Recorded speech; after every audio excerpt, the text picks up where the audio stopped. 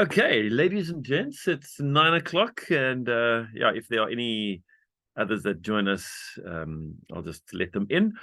My name is not Natalie Turco. I'm just using her Zoom profile because that's where the meeting is being hosted. She's the general manager of the ACM.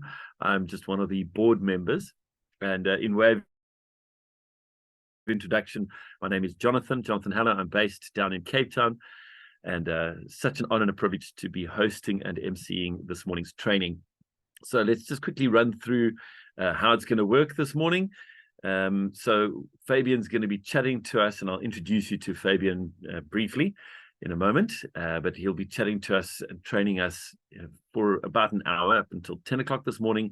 And then from 10 till 10:30, there'll be a time to focus on questions, your questions. So as we're going, while he's talking, feel free to post your question in the chat.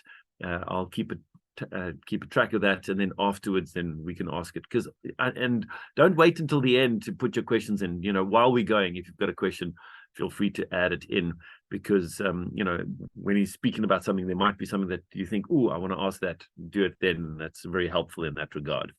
In terms of Fabian, in the response to the call of the Lord into full-time missions, Fabian and his family, Lisa and their two daughters, stepped out in faith in June of 2021. What a year to step out in faith in after COVID, hey? To volunteer with OM. As a matter of fact, we had Theo Dennis from OM in studio just yesterday. Fabian serves as the National Director of OM South Africa, providing leadership to around 300 missionaries and their families located in over 40 countries around the world, and serving throughout South Africa in church mobilization, training, evangelism, discipleship, people care, social, educational, and diaspora ministries, as well as various professional and office support functions. Before joining OM, Fabian worked as a human resources executive in different corporations for about 25 years, including the South African Sugar Association, BSN Medical, Schneider Electric, Paul Media, and Umgeni Ironworks. In addition to wanting to see the gospel reach the least reached corners of the earth, Fabian has a passion for developing individuals and diverse teams to reach their full potential. So, ladies and gentlemen, such an honor and a privilege to say, Fabian, the floor is yours. Please go ahead and speak to us. Thank you, Jonathan. Good to be with everybody again. If I would summarize what Jonathan just said, Fabian did some human resources in the past. He's now called by the Lord to serve in missions, and that's who I am. Thank you, Jonathan, for that introduction. I want to get a bit of a feel before I go a little further. Just, is there anybody new, or how many people are new on the call? Or is it a similar group to last week? If you can just maybe put in the chat if you are for the first time here, you weren't here last week. Okay, Adele and Jonathan. Okay, I'm the first. Yeah. And Dave. Okay. All right. So we got a mix of last week and this week. Thank you. That gives me a good idea. Let me just put the presentation on the screen.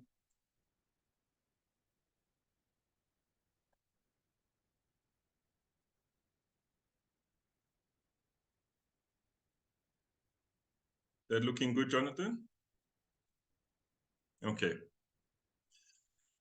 Great. Thank you, everyone. So last week we spoke about volunteers, how to lead volunteers, and for a bit of just clarity, I will still focus a little. I would talk this topic linked to volunteers as well.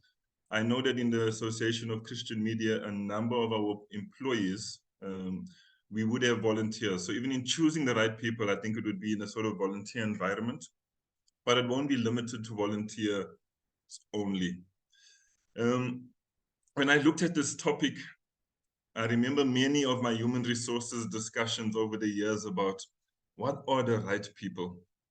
And I've worked in a few different companies, and I realized that in every different company, there's a totally different definition of the right people.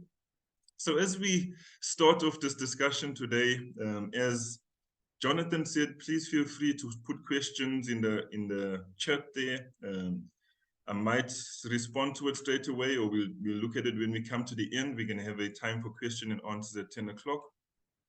Yeah, but just feel free to interact. How to choose the right people for the job. So I started by looking at a dictionary definition of what is best. So if we say we're looking for the best person, or we're choosing the right person, if we say the best, are we looking for the finest, greatest, foremost, high grade, top quality person? Are we looking for the right, good, correct, well, proper person? These definitions are really something to stop and think carefully about as we speak of the people that we need to work within the organization, and especially the people that we need in the kingdom when we speak of God's cause. What is best and what is right? As I'm asking myself the same question, I looked at some examples from the Bible, and this is really just to challenge your thinking, is when God chose Moses, Moses stuttered. Moses said, I can't speak to the people. God, you need to tell me, give me somebody else that's going to speak to them. Moses doubted God. He said, how are the people going to listen to me? What am I going to tell them? How are they going to know that I represent you? When God called Gideon, Gideon was terrified. Israel was under siege, and Gideon went and hid in the winepress. He was fearful. And as God even called him, we found that he had a very low self-esteem about himself. And he said, I'm nobody. I'm from the littlest clan. How can I be used to free the people of Israel at this time? When God called David, if you looked at David and you looked at his brothers and you looked at all the men around him, David looked as the smallest. He had no army experience. When they brought him up before the army, he couldn't even put the armor on him. He was a shepherd boy looking after sheep in the field. And what was his weapons? He played with slings and stones. When we look at Saul, that God called, who became Paul later, Paul was a murderer, not just an ordinary murderer, a murderer of Christians, God's chosen people. He tortured them, he tracked them down, he murdered them. And yet this is who God called. When you looked at Peter, we've seen how Peter cut off the soldier's ear. He was a rough guy. We know Peter denied Christ. We look at the people that God chose in his disciples. Some were fishermen, a doctor, a tax collector, a carpenter. As we look at this list, I think it may make the decision even more difficult, or the answer more difficult. Who is the right person for the job? What does the best look like? And my intention of putting this mix in front of you is just so that your mind opens and you start thinking around. When you are really saying, God, we need people in our organization who are the right people,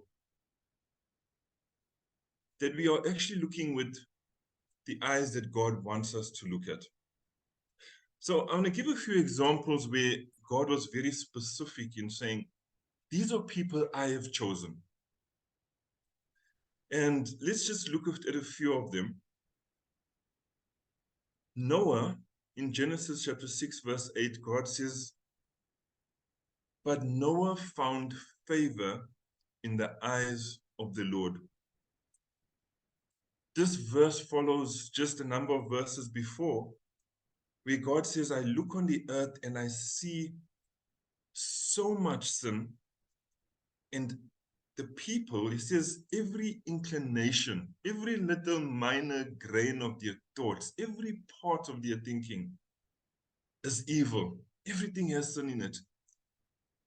And he cannot find people of righteousness. And then he turns and he says, but Noah, this one man that he finds on the face of the earth at that time, he says, has found favor in my eyes. And then it tells us why. It says Noah was a righteous man.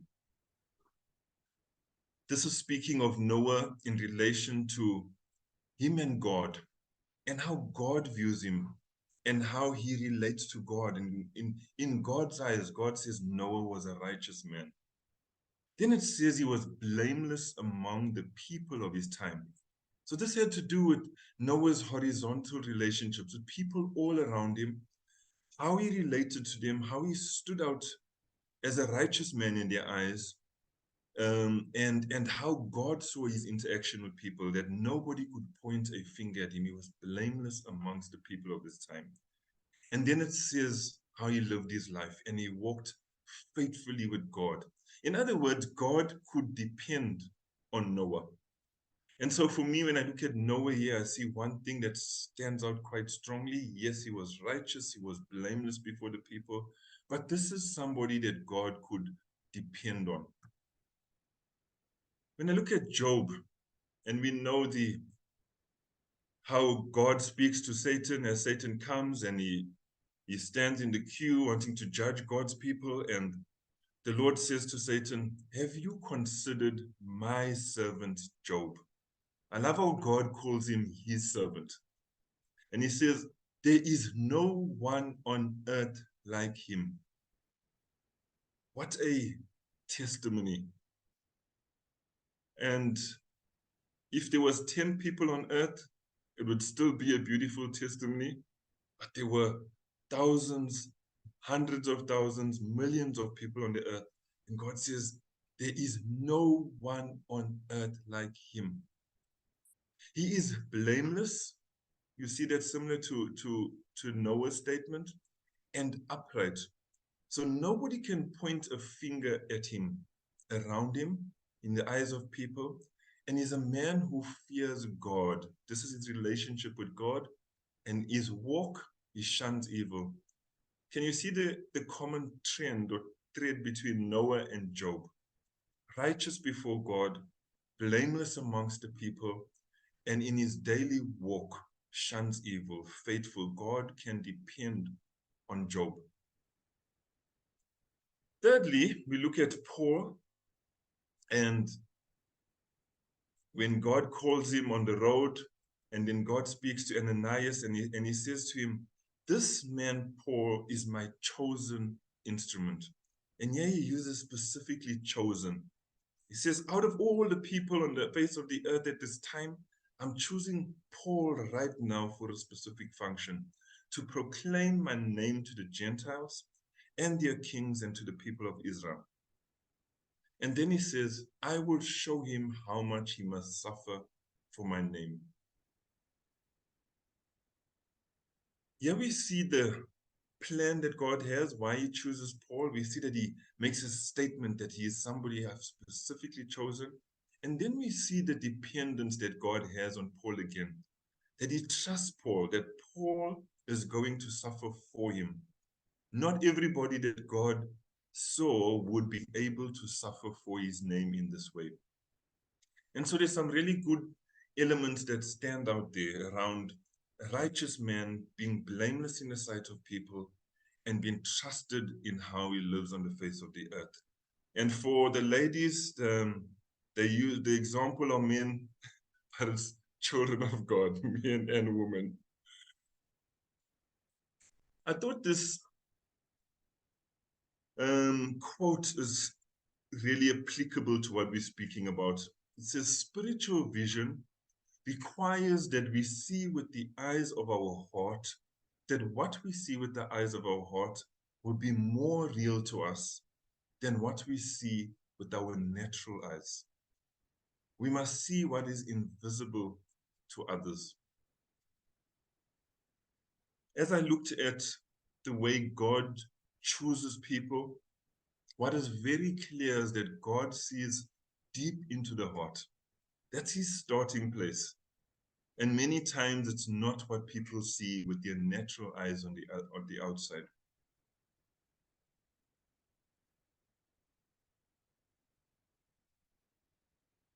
I'd like us to go into a bit of an exercise. Those that were here last week would know that I like interaction. So I'm going to ask you to look at the screen.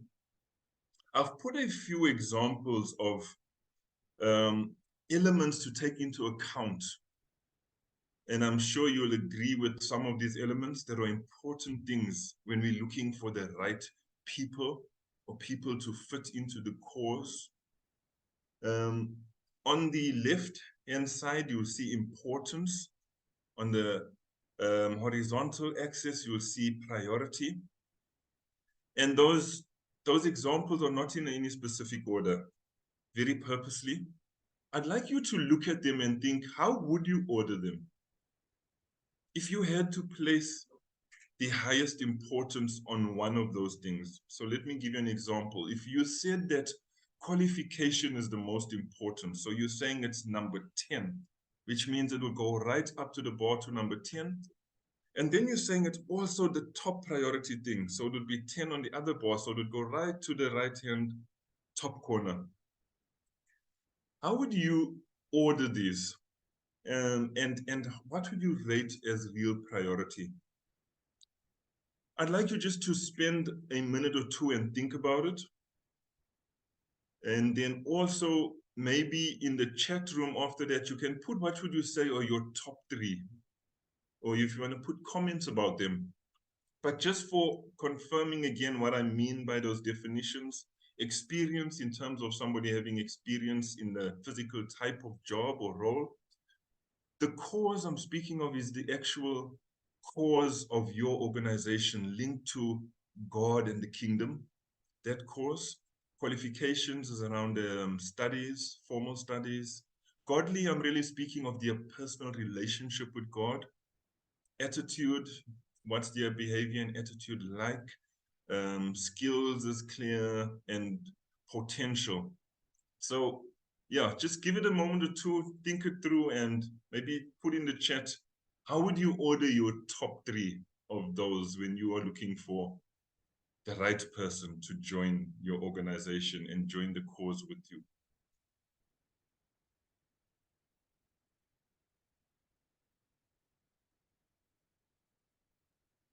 You're really making it hard for us, Fabian. I want some people to work with me as well. Good, good.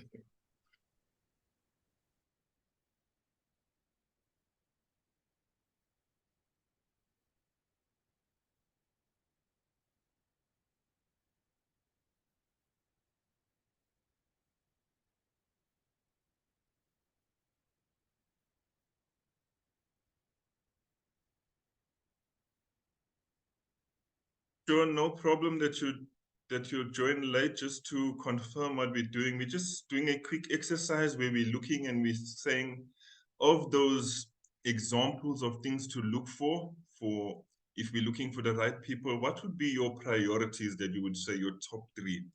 Which are most important to you as an organization?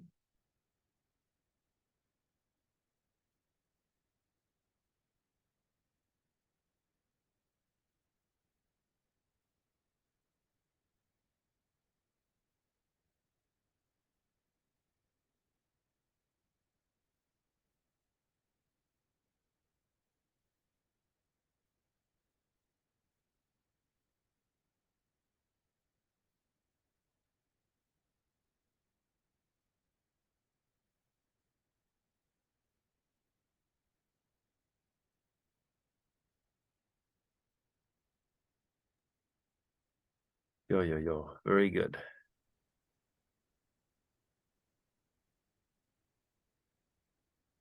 Yeah, I see some more responses still coming in. I'm glad you're thinking about it. And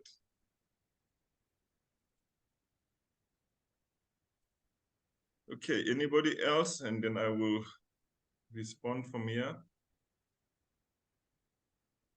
I think pretty much everybody has replied. Okay, that's awesome. So if I look at the responses, again, there's no wrong and right. So if I don't agree with you or put priorities the same, we're not talking right and wrong, but really what's important for your organization. And what stands out, I see most have put godly included in. I see another one that comes out very strong is attitude. The cause has come out strongly through most responses. And then experience, potential has come in one or two others. Skills in one or two. Okay. All right. Thank you so much for taking part, and I'm sure you've learned me by now. I love that interaction and I like us thinking together. I'm going to share with you some thoughts. Again, there's no right and wrong, but just some things to take into account when we are thinking of the right people. So it's just some comments. You'll see I've sort of reordered them a bit, and I will speak into that now. And then I've also made the sizes a bit different to show also priority and importance in this discussion.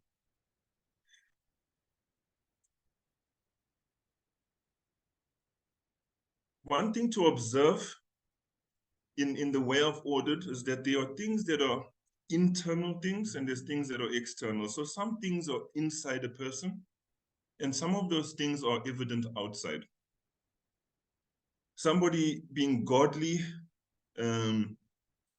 we could say we see it on the outside, but really to know somebody is godly is what's happening on the inside. Yes, there would be an expression in some ways on the outside. The cause, this is really something deep within somebody's heart. Their attitudes are driven from inside. Experience, skills, qualifications, we often see more on the outside, and potential is a bit in between. For me, I would like to impress on our hearts the importance of those three elements of looking for somebody that's godly, that's tied into the cause of the organization, and that has the right attitude. In my years of human resources experience, attitude has always been a non-negotiable to me. The cause of the organization, somebody understanding and having a heart for what the organization does. And in my corporate experience, I wouldn't have used the term godly, but I would have used the term character.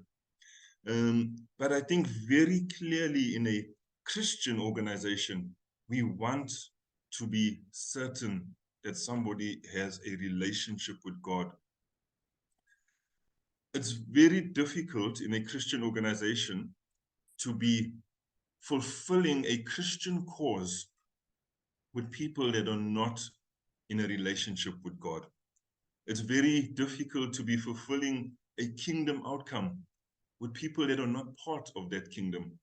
So I'd encourage us to, if you don't, and I know 99 to 100% of you would make godliness a priority, but if you haven't really placed it a priority, that you rethink that, is that if we're busy with kingdom work, can somebody outside of the kingdom really influence the kingdom? And I know you're probably thinking in your mind, very often we inherit people in the organization. If you joined the organization 2, 5, 10 years ago, there were people that were there 10, 20, 30 years ago before you. But I want to encourage you as you go forward is to make this a priority. Does somebody really have a relationship with the Lord? Not on the outside only, but a personal relationship in their heart. Is it evidence? And then do they really align with the cause? Now, the cause is not only do they serve God, but do they understand your cause? Do they understand how your organization has an impact in the kingdom? And do they align with that cause? And do they have an attitude that is teachable? Do they have an attitude that is positive is, we speak of the glass half full and the glass half empty. Do they have a dependence on God, trusting Him at all times, even in difficult situations? These three things are not so easy to see on a CV or in interviews. So these three things need to be interrogated much more strongly. So I would encourage you to make those non-negotiables. Exactly how you place them in the order may differ depending on your circumstances. Those three things are very difficult to teach or develop.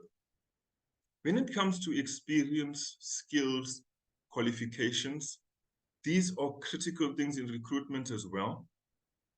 But these three can be developed.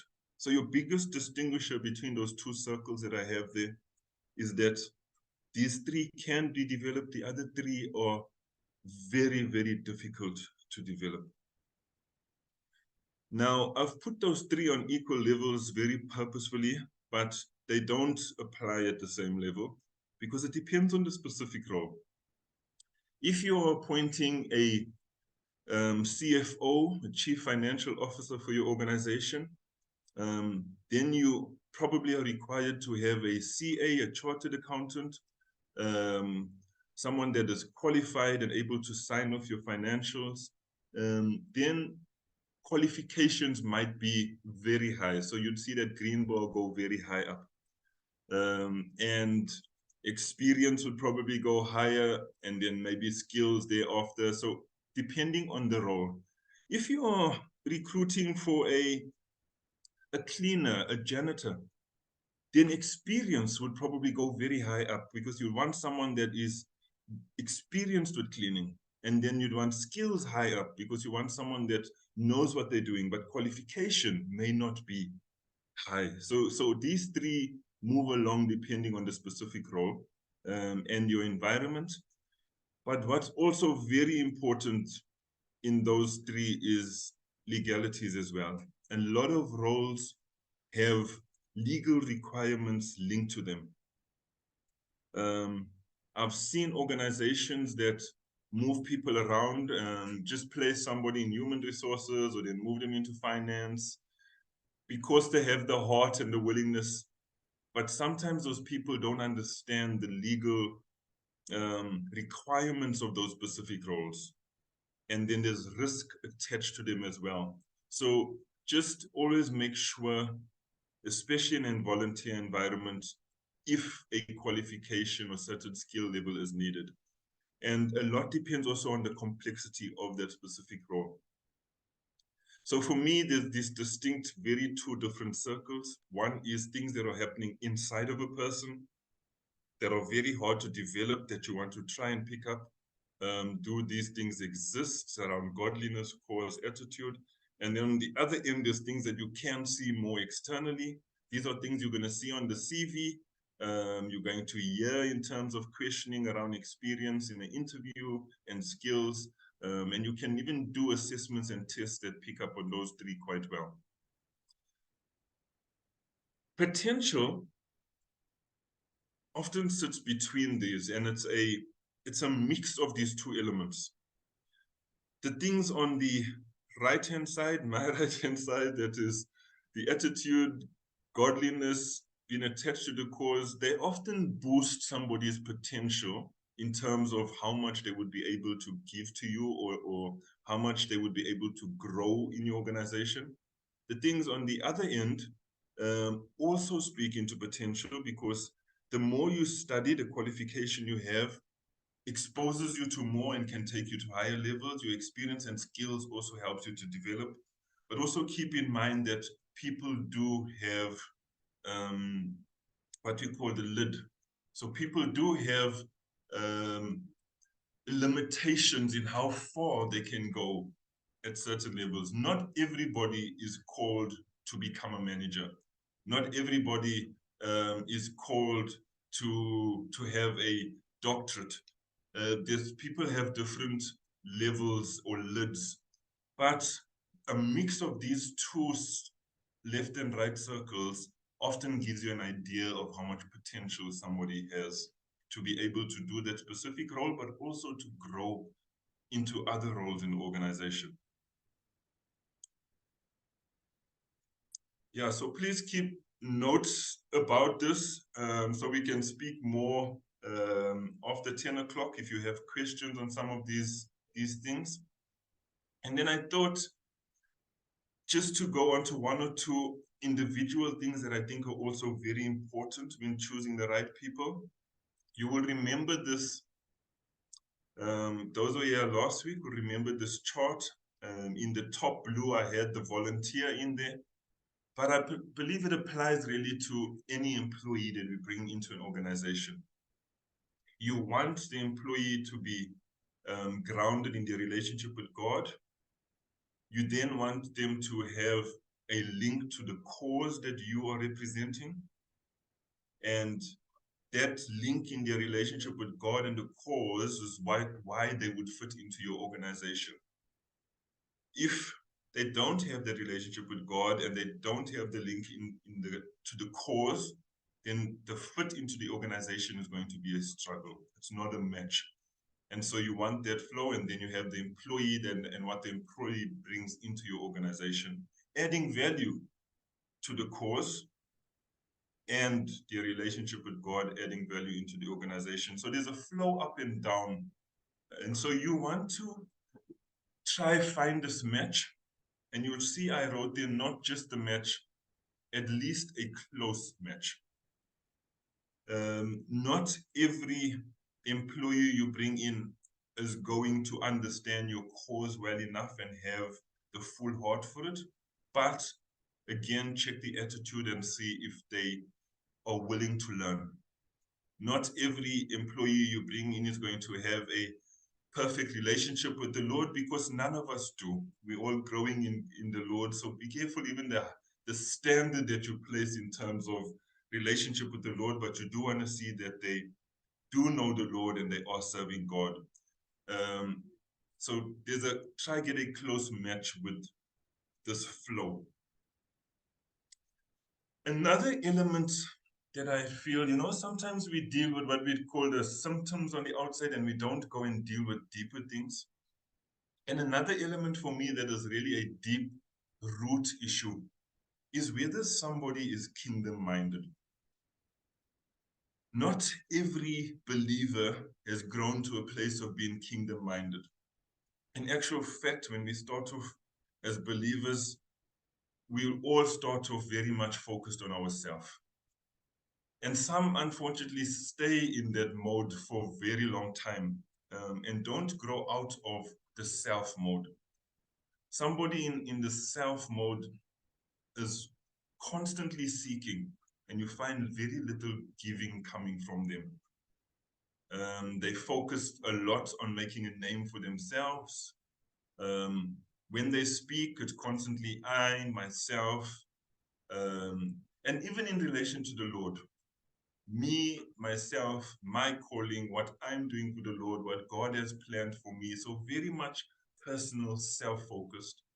You often would find a lot of complaining coming out from somebody that's self-focused because they focused on building things for themselves, so that there's a complaint around them, the things that they need. And one of the big risks is that they can actually sacrifice organizational and kingdom needs for themselves because self is so important. So a big element to look out for is somebody past the self stage. When somebody grows past the self stage, they start growing into a team element. So I'm using the word organization, but it represents broader things. They grow into a team element, a mutual community element, an element where they can see organization as important as themselves.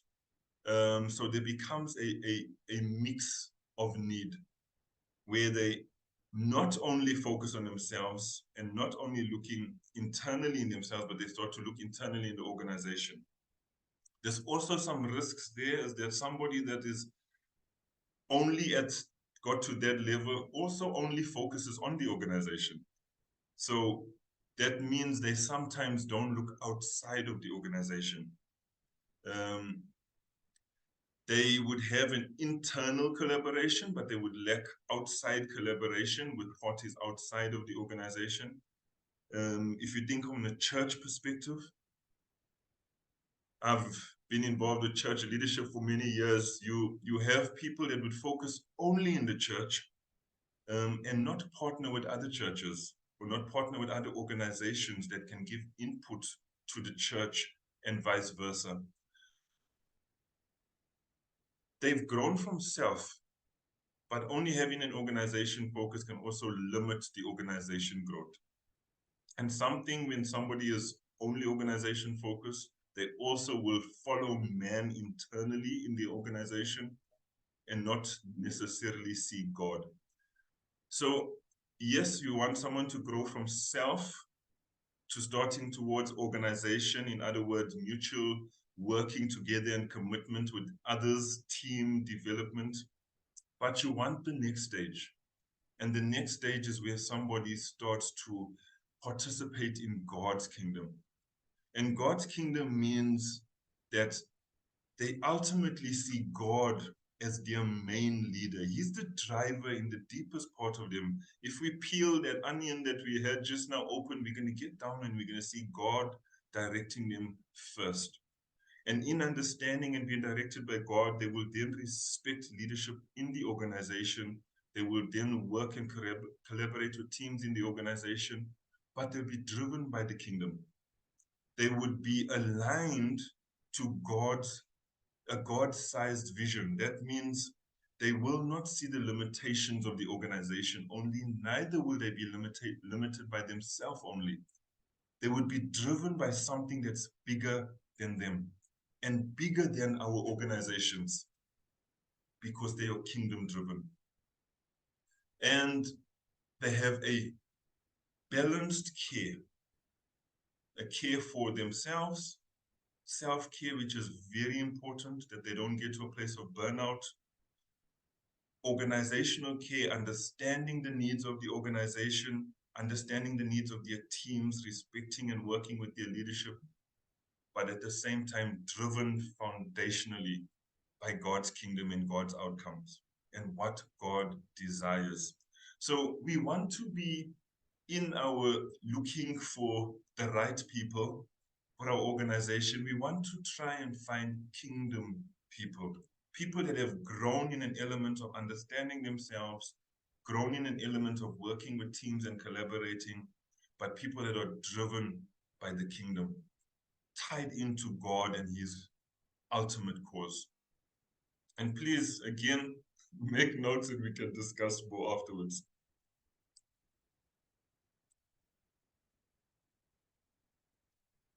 Now, when we speak of making the right choice or choosing the right people, choosing has an element of, one, we must have options. And I know that you would agree with me that, especially in the work of the kingdom, having options is for the right people is not easy.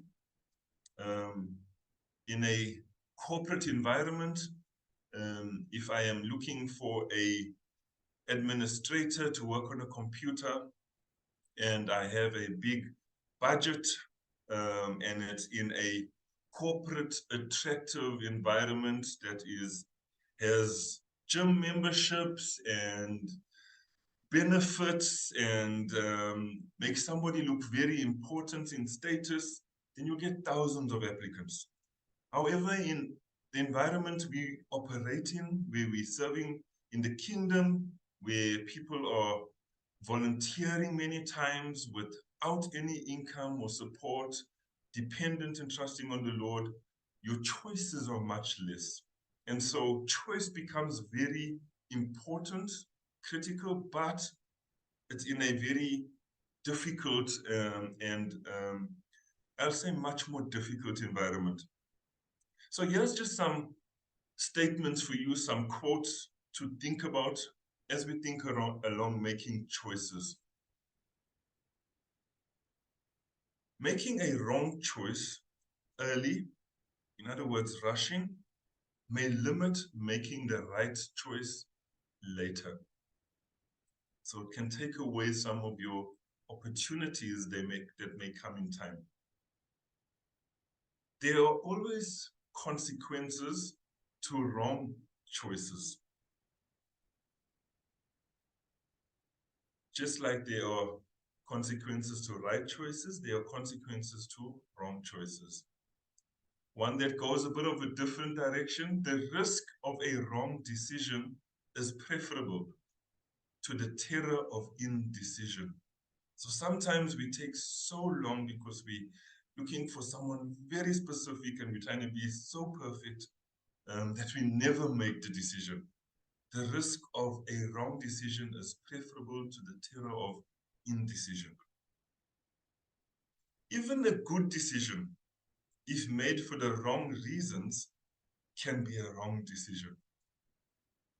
This talks to the heart of how we choose, what drives us, and how clean is the decisions that we make. And then there's one, be wise today so you don't cry tomorrow. Something I've learned in recruitment over the years is it takes a little while to recruit. It can be in a corporate environment. It can be within 1 month to 2 months. Normally, you don't take more than 2 months in a corporate environment unless it's a really specialized position. I've noticed in a NPO environment, recruitment can take much longer because of the type of environment we have and the shortage of those needs. But if we rush, it takes very quick to recruit someone in a corporate environment, but it is very, very difficult to take that person out of that role. Whoever you bring in is stuck in there for a very long time. Something about our South African legislation is it is very much employee-centric. So our legislation has been built to protect employees. And that makes a lot of sense from the background of the history of South Africa. It is needed, but it makes it very hard for employers if you have the wrong employee in the job. So a bit of different quotes there. You can see which of those you relate to or identify with or tugs strong on your heart. Something I've noticed in our volunteer environment is this balancing. It's a balancing act and it's a very tough one. It's on the one end that says, God will give us the right person. Let's pray about it. Let's wait upon God, and that person will come. And that's a balance because that is on the side of faith, and we believe that God has prepared the right people for His work. It's His work, His kingdom, His cause. I believe in our organizations, we believe that He has established those organizations for His cause, for His kingdom. So He will provide. But then there's the other element that we cannot just wait. And we sit with the other balance of, I need to be seeking, I need to find the right person, I need to eventually make the right decision, I need to choose. God is not going to come and write on the wall and say, right, this is the one, choose him and write his name down. Sometimes he does, and praise God for when he does, but majority of the time he does not. So we still have to find and choose the right person. And so this balancing act. And I'd encourage us not to be stuck on one of the extremes, but to actually see it as a balance. That we walk in faith daily, knowing that God is busy with what we're doing. And at the same time, we are required by God to actively be involved and make the right decisions that need to be made. Faith without works is dead. We need both. And so my suggestion is keep praying, but pray with your eyes open. Be balanced in your approach to finding people. Another element that's important, and I haven't focused on it today, if I was doing a corporate presentation today, I think this element would be the thing that would be the biggest focus, but it's not the focus for us in our environment, is having proper recruitment processes. It's just as important. And I would encourage us not to undermine how important recruitment processes are. One, there are legal requirements in terms of recruitment around consistency, record keeping. We can be taken to court, to the CCMA, for how you make decisions in recruitment. What was your philosophy? What was your decision making? So having important recruitment processes is important, but also recruitment processes also help you find people and give you that broader market. So the first thing I'd say is having effective and targeted advertising. You want to make sure that you are recruiting in the right pool. So you know that if you need a shark, if that's what you want to find, the fisherman, if you're trying to find a shark, you're not going to go and find a shark in a river, any river, anywhere. The shark, you're going to get into a boat and you're going to ride into the sea. And fishermen will tell you that if you are looking for a specific type of fish, there are specific type of dams, inland dams, rivers near the sea, that you're going to get specific type of fish. There's specific coasts along our coastline that you're going to go to for specific. If you want snook, you're not going to go to the KZN coastline. You're going to go down to the Western Cape. So we need to identify as an organization, who are we looking for? And then be very specific and targeted about our advertising. Many organizations don't use social media well enough. And social media has a lot of negative connotation to it because it has a lot of negative things on it. I'll be the first to agree with you. The enemy uses social media in a lot of negative ways, but I want to encourage us to use social media in positive ways. Find ways to take advantage of that tool and how to target specifically people needed for your organization. Internally, focus on having a proper job description and a job profile. Your job description says what is required of the person to do the job. So what will they do on a daily basis? What skills are needed? What expertise are needed? The job profile, on the other hand, is going to look and say, what does the person need to have within them? So what kind of person do we need to do these things? And so you want to match the right job profile with the right job description so that you find the right person. Don't start the process without having this work done in the background first.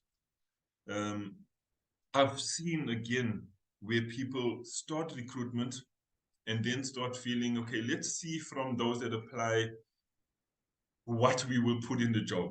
And let's see from those that apply what kind of profile we will do. What we end up doing is compromising. And so we end up compromising with what is available to us. I would encourage us to take the step of faith rather and say, this is what I require from the job, and put everything that you require in, and this is what I require from a person to be able to do the job. And then trust God and go out and start the recruitment process, that He will give you those right people, those opportunities. And encourage us to make our recruitment processes professional and formal. In other words, make sure that we have a consistent way of working, that every candidate that we deal with gets the same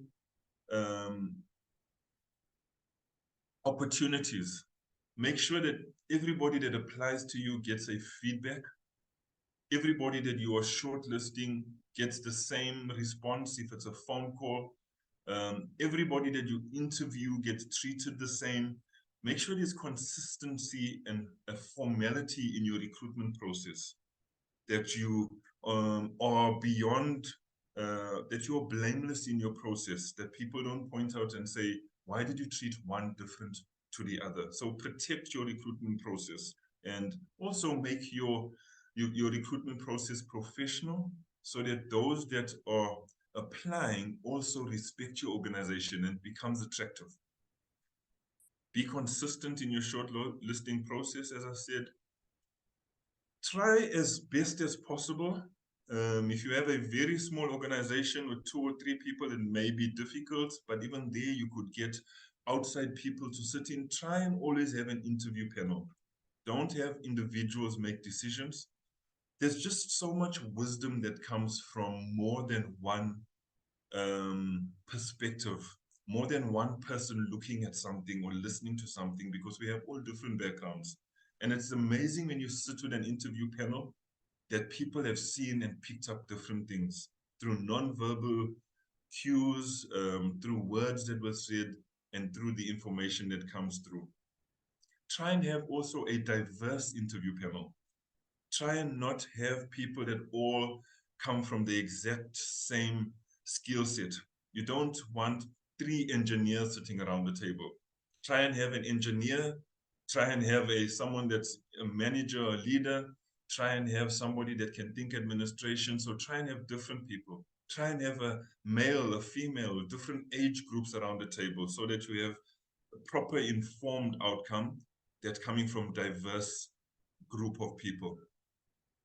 Do extensive reference checks and testimonials.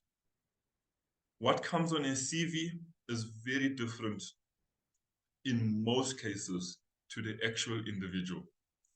I'm never shocked anymore, because I was so shocked in my early years of inviting somebody for an interview and seeing somebody totally different to what I've seen on the CV. So don't get blown away by CVs. CVs are a good guide as a starting point, but very often what you get on a CV is not the same as the person that sits in front of you. Then when you get to the interview stage, people are also very professional nowadays with interviews. I'm sure if you've seen on social media, there are courses and training in how to answer interview questions. So candidates learn exactly. They learn a question, they get taught to say, how do you answer the question, what is my 5-year goals? And they will be told verbatim words to say. So be careful. The CV can fool you, an interview can fool you. You've got to do proper reference checks. You've got to follow up with testimonials.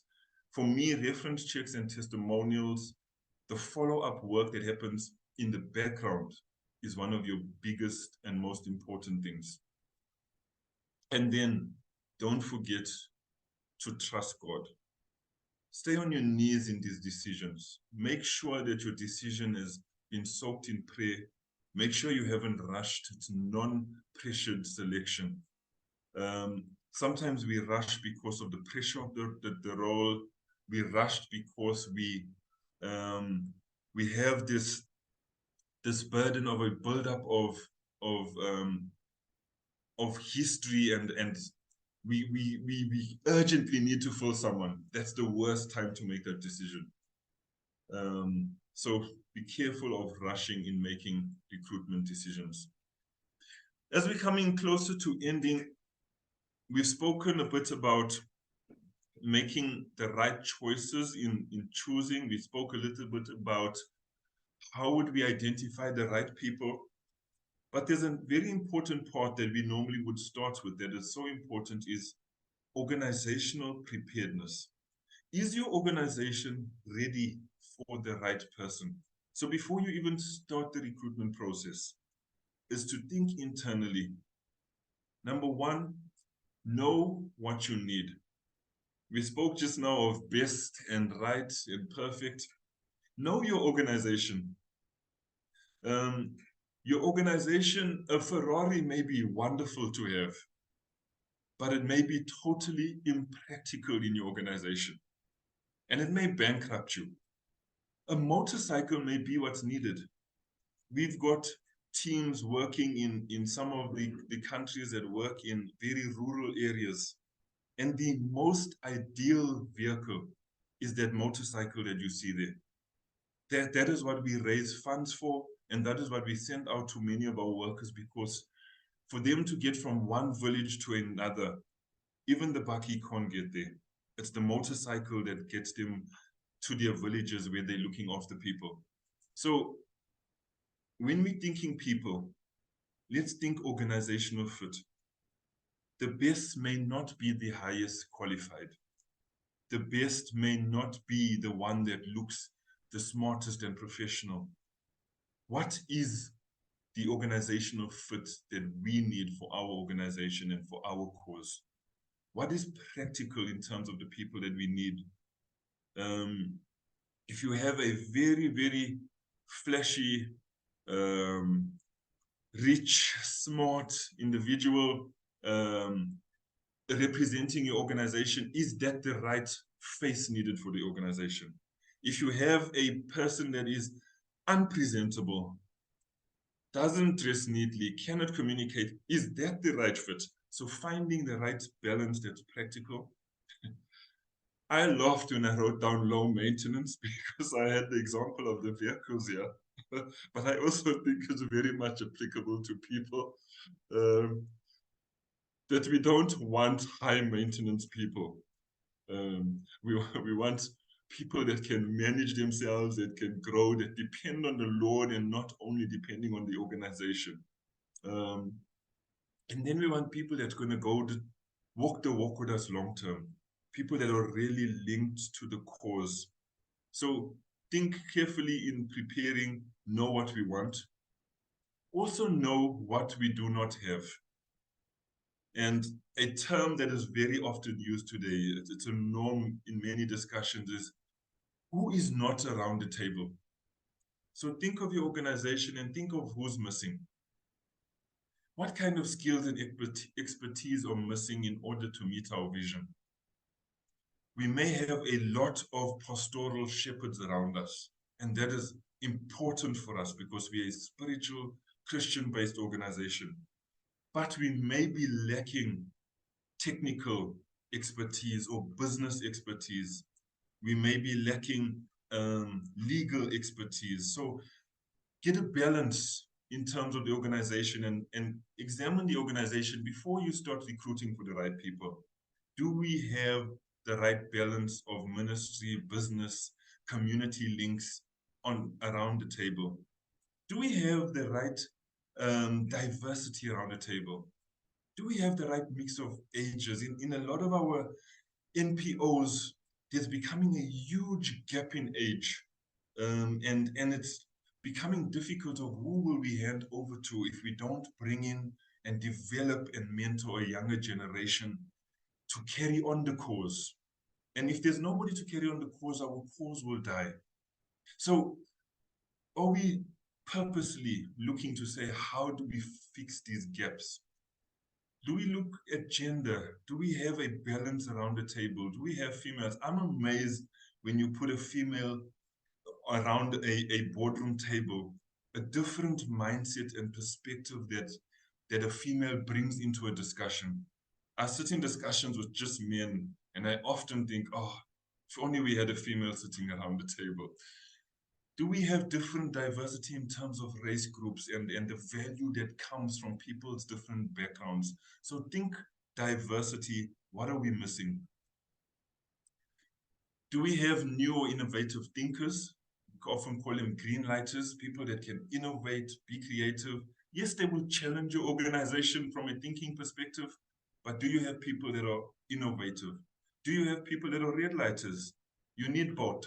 You need a balance of green lighters and red lighters. You want some people that are going to be critical of that innovation and say, how does this work? How does this match our cause? And then a very important one. Sometimes we missed people that are already in our organization because they are maybe a quiet person, introverted, working far in the background somewhere. Or they may be not in a role that's showing their full potential. So even as you think of people that you need, that's the right people, also start internally and say, let me re-examine who is sitting in the organization, in every corner of the organization, and see if there's untapped potential. I've many times spoken to people where somebody is doing let's say a clerical job, and I only see them as somebody that can do clerical work. And next minute I speak to them and found out, wow, this person also used to lead projects in their previous role. So now there's other potential sitting in him that I have not seen. Another thing in organizational preparedness, I'm coming close to the end now, Jonathan. See, we've reached 10 o'clock. What is needed for that person to succeed? Think of your organizational culture. Does it match? Is it open enough for the people that you are bringing in to be comfortable and to stay and be retained? Your orientation and onboarding procedures, are they ready? Do you have the resources for the person to come and do the job? So you can spend a lot of time recruiting somebody and they arrived at the job and there's no computer for them to work on. Do you have the team ready and prepared? Do you have opportunities? Do you have space for them to be innovative in the organization? Know what you need in the person. Maintainers and builders are two different people. And it depends on the stage of your organization. It depends on the stage of that role. Do I need somebody to come in and maintain what's there, or do I need somebody to come in and build something new or to build on top of what's there? Do I need a generalist or a specialist? Two totally different types of people. Somebody that thinks a whole lot of 10 different things, or do I want someone that's a specialist in one area and they're going to focus and do that one area very well? People and task, do I want somebody that's focused on people first, somebody that focuses on task first, what balance is needed, introverts, extroverts, someone that's more individualistic, someone that's going to sit in a IT role and work on the computer, or I need someone that's going to be working in a team, brainstorming, or part of a production line linked to a team. Quick things to avoid. You'll know this from all recruitment trainings and courses over the years will tell you, be careful of the halo effect. You hear one thing about this person, they did a good project, and so they stay at the top of the list, or they related to somebody you know, so you put a halo on their head and you say, this person has to be perfect. Or that person is like me. They think like me, they come from a background like me, they talk the same language like me or look like me. This must be the person. Or the perfect fit. Be careful of being caught up in the perfect fit that it takes you so long to choose someone. The compromise we spoke of earlier, where you rush to appoint someone because of urgency. Be careful also of the outsourcing decision, where you outsource to somebody else to make this important decision for you of who's the right person because you're struggling to make the decision. You're going to live with those decisions, so make sure you make the decision yourself. Lastly, from Proverbs 3, trust in the Lord in making these right choices, especially of people that are going to serve with you in the kingdom. Lean on the Lord, trust on him with all your heart, lean on him, not on your own understanding, submit to him, and he will make your paths straight. Don't look for the best fit. Let's look for the right fit for our organization, for the cause. There are inner and outer matches. Let's look for both. Know your negotiables. Look for kingdom-minded people, people that are linked to the cause. Make sure to start with being organizationally prepared. Sometimes we're so busy recruiting that we're not prepared for it. And please keep trusting in the Lord. Okay, thank you. I'll hand over to you, Jonathan. Thank you. Thank you so much, Fabian. That was great. Really appreciate that. And ladies and gents, there you see Fabian's email address. But now is really a great opportunity for you to pose a question. Zolani earlier was saying it is very important to place people in a role of strength to help them not play out of position. When you play out of position, you stand the risk of failing the person, and growth does not take place in the way that you may want. How would you respond to that, Fabian? Yeah, I agree with Rolani. Coming into a Christian NPO environment, and I can only speak for the one organization that I'm in. So I can't say it's the same from yours, but I can tell you a huge difference I have from coming from the corporate background. The corporate background focuses very strongly on getting the right expert that's prepared totally for a specific position. And coming into a NPO Christian environment, I found that we have a bit of a compromise on that. And I do understand exactly why. It's because our pool is much smaller. It's much harder to get volunteers. So we sometimes move people around from role to role when somebody's available. It's a challenge. It's a reality of our environment. And Zolani says, what Zolani says is true.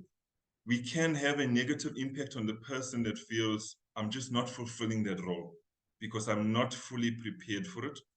It can also have a negative impact on us because we may not meet certain requirements.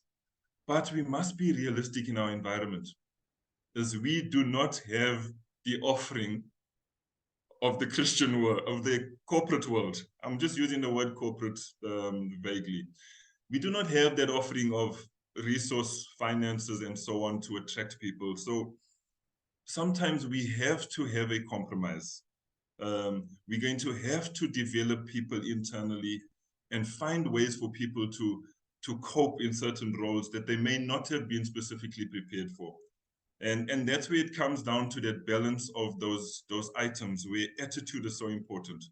If somebody has the right attitude, they're willing to learn, they're going to give their heart towards the job, they are linked to that cause, I'm prepared to put in the extra time and effort in helping them learn the skill and get the experience. So there is a balance there, but it's an important point. Sure, thank you. Zolani, if you want to add anything, please feel free to just jump in there. It would be great if there's something you want to add or a question that you want to post further to Fabian. Then one of the questions that I actually just jotted down because I didn't want to forget was to ask you, in terms of those non-negotiables that you spoke about earlier on in your presentation, can you perhaps share with us some resources that can be used to test those non-negotiables?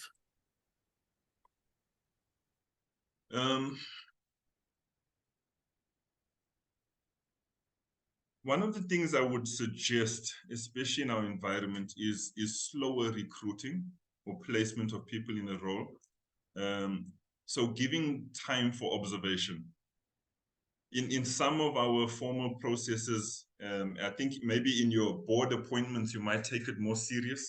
I know in our board appointments, we would bring somebody in to observe in board meetings for 2 formal meetings before we would make a decision of whether we're appointing them. And I would suggest the same, not the exact same, but the same kind of principle is to slow down some recruitment and use time for observation. So observation is very important. Make sure to follow each of those recruitment processes properly. Don't drop things out. Don't just take the CV and then go to the place of making a decision. Spend time in the interviews, do more than one level of interview. So I encourage our personnel office to do an interview because they would pick up on certain characteristics that they know of. I'd encourage our ministry guys to do an interview and be involved in the interview because they would see spiritual aspects. So have different elements of people around the table. And then don't forget to also make sure to very strongly do references. Phone in the background and listen, don't be afraid to do it. Tell the candidates, I'm going to be doing references. It's part of what we do. If you need to get permission from them, get the permission from them, but phone and do references properly from people in the environment and the community so that you know for sure. as you say, Jonathan, those are non-negotiable. So you really want to be sure of those things.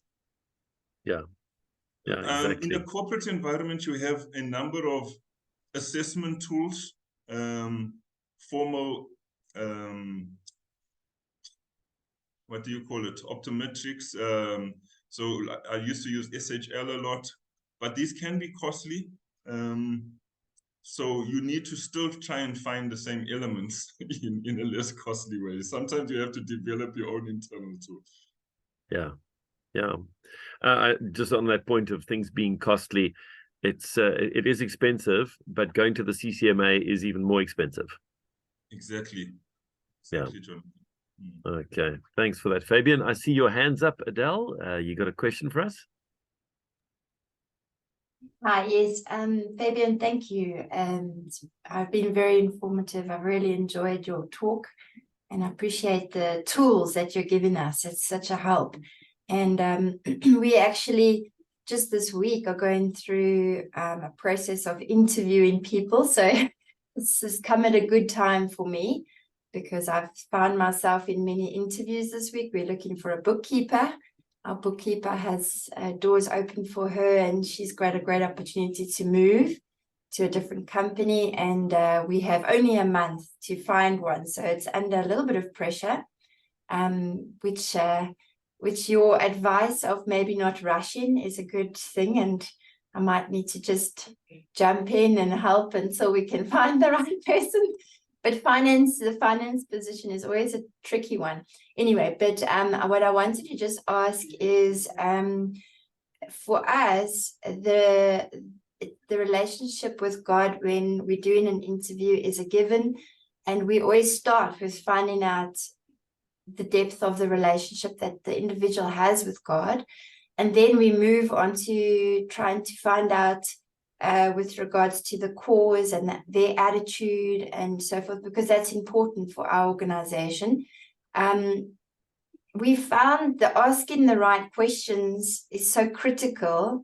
And when we sit in a room with a diverse group of us, there tends to come different questions from different people in the room. And I always see them answered differently. And it's great to have that, where you have different people interviewing, you get different questions, and then you can get a better answer, which is great. But I always struggle around the cause and asking the right questions for them to understand the cause of the company. And I think in the organizations we work in, the cause is very important because it's your ultimate mission. And I just wanted to know, what would you suggest?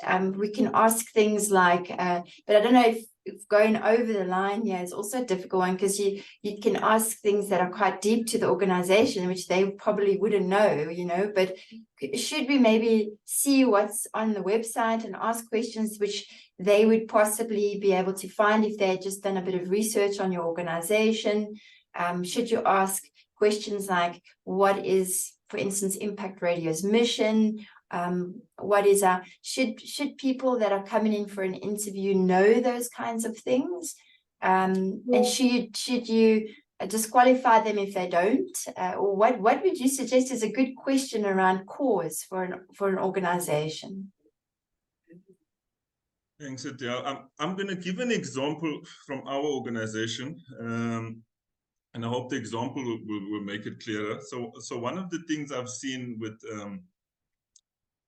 our workers have in the past, they can be very strict on asking question, almost it's an OM jargon. So we have the vision of we want to see vibrant communities of Jesus followers amongst the least reached.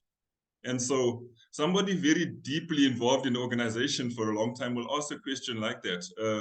So what do you know about the least reached? And how have you been involved with seeing vibrant communities of Jesus followers amongst the least reached? And I'm sure 99% of the people are not going to have an answer for that, because it's very much our internal jargon. Yes, it speaks directly into our vision. Yes, it is what we are about.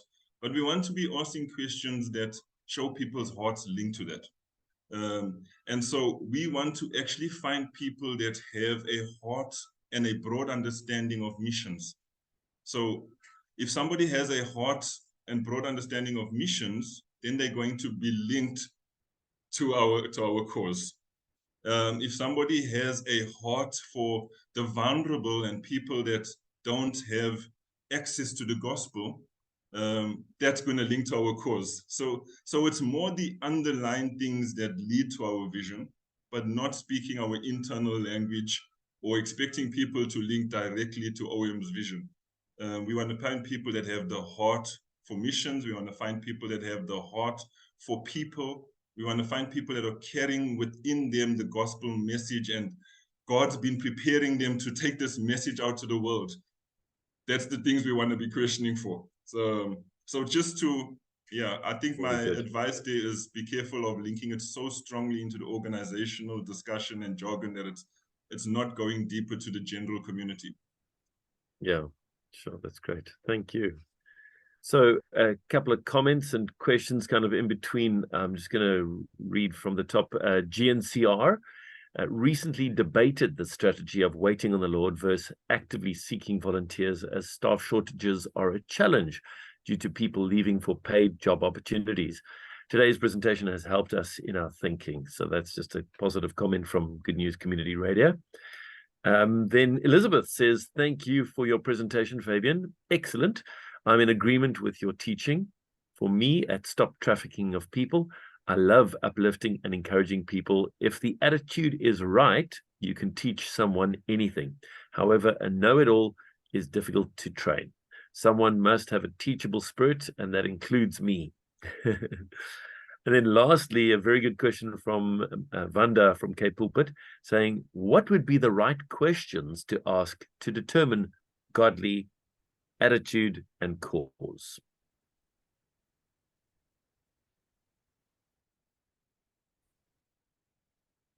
I'm going to give, and I'm sure you all have some very good questions as well, but I would often question around experience. So I would maybe give scenarios that are not very specific around the job itself, but around how people respond, because you want to find out what's in somebody's heart and character. And I would give case studies. I would like to know, how do you deal with a conflict situation? So I would give the example of a conflict and ask, how would you respond? Give me some solutions and steps you'd go through in responding to this conflict. Or I would ask, how do you deal with different kind of people? And I'd give a scenario around different personalities or behaviors and say, give me an example of how you would communicate with somebody that's different to you, or if they said something in a certain way. So for me, I try not to get the wise answers that people have prepared so well for interviews, but let people think deeper in terms of how would they respond in terms of a real case. And that often would tell you how people's relationship is with God, what's their character, and how they deal with respond to situations. Sure. That's fantastic. Vanda, I hope that answers your question. Great. Fantastic. While you were speaking, and because we've got just about 11 minutes left, I was also thinking, just in terms of, firstly, the people that are part of this training, I don't know, just a suggestion from my side, would it be helpful maybe if we shared our notes and, just to find, wow, we found this question is really great to determine, if a person has got a true personal relationship with God or not, or other things like that. I don't know. It's just a suggestion I'm putting out there. Then secondly, what are the legal, and I'm not sure if you maybe covered this in the first presentation that you did, Fabian, but just because I'm part of the second one only, what are the legal requirements when it comes to interviews and those kind of things? Because, I mean, obviously you can't put somebody through the ringer and, expect them to go for a 4-hour interview session without giving them water and a break and things like that. Can you maybe just touch on some of those things for us, if possible? Jonathan, there's very little legal guidance in terms of the practicalities of how you must hold interviews and how you must do a recruitment process. There's best practice that people would tell you. The legal side really comes into, have you been consistent in what you were doing? and how did you make your decision?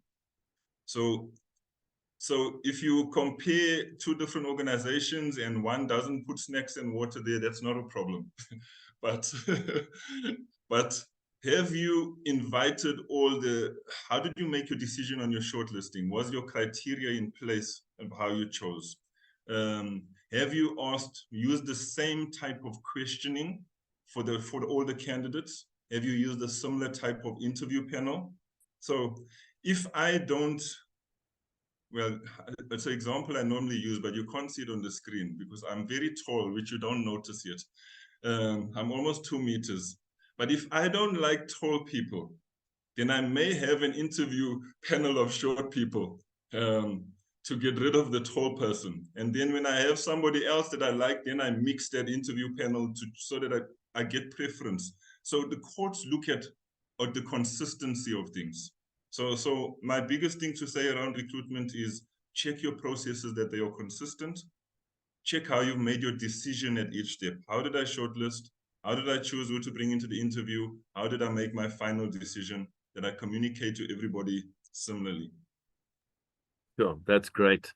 And would I be correct in saying what I'm kind of hearing throughout your presentation and even in your answers to the questions is, as an organization and as a leader, one needs to figure out way before you even start advertising the position, what is the process that's going to be followed, who's going to be involved, you know, and make sure that you've got some of the things in place even before you start advertising the position? 100%, Jonathan. I can't say it better than that. is the interviewing part, the recruitment part, that is the smallest work. The biggest part needs to be the preparation before. And sometimes our struggle around the recruitment part is because we have not done the preparation before. We haven't thought of who are we, what are we lacking, what do we need, and our process that we're going to follow. Thank you. Sure, that's fantastic. It really is so good. I saw another quick question from Vanda from Cape Pulpit, just firstly saying thank you, Fabian, and then do you do team building sessions? That's a very good question there. Do you, Fabian? So I have a full role at OM, but I love to in between. I always love giving back. I mean, I've come out of human resources and I'm very much in a generalist national director role, but I love opportunities to give back. So I've did a team session with GNCR team there in KZN. So yeah, where I can fit in the time, I'm happy to do so. Yeah, fantastic. You can reach out to me. Sorry, I don't know your name, Cape Pulpit. You're welcome to. My email's there. Perfect. Wow, thank you so much.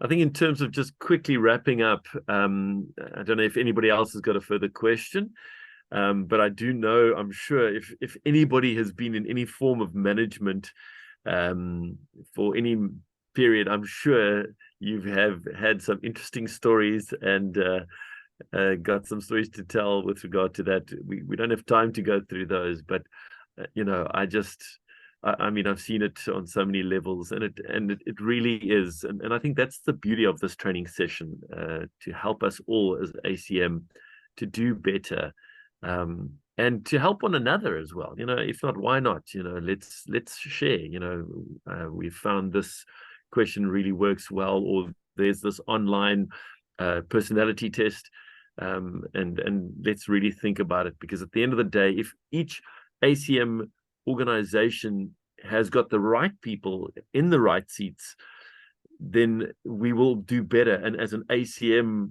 you know, as members of ACM, we'll do better, and we'll reach more of the lost. So it really is so important. Yeah, thank you for that. Any last comments or questions, anything before we let Fabian go? Okay, it looks like, Fabian, you've done such a good job. That's a great thing. No questions or anything else. What is good to know, ladies and gents, is we've got part 3 happening in a week from today, and I'll be hosting that. I just want to quickly pull up the title. There we go. How to motivate staff and keep them passionate about the cause. I think that's going to be a really important one, because let's face it, you know, in the sphere that we're working in, where salaries are not great, where working conditions are challenging at the best of times, you know, we need to keep our eyes fixed on the cause. So Fabian will be doing that. And please, ladies and gents, if you know somebody who would benefit from these sessions, number one, tell them that the past sessions can be purchased at a nominal fee from ACM. And number two, to join us for next week. Yeah, it would really be great with regard to that. But yes, 10:25, 26 nearly. It's been really great. And thank you so much to everybody. Thank you for your comments. Thank you for your messages. Fabian has been kind enough to place his email address on the chat, so you can go check it there. And thank you so much. Yeah, really appreciate it. Thank you for your comments. Great. Well, we look forward to next week. God bless, and thanks again. Thank you. Thank you, God bless Jonathan. you. Thank you, everyone. Bye. Okay. Bye-bye. Bye-bye. Brilliant. Thanks, guys.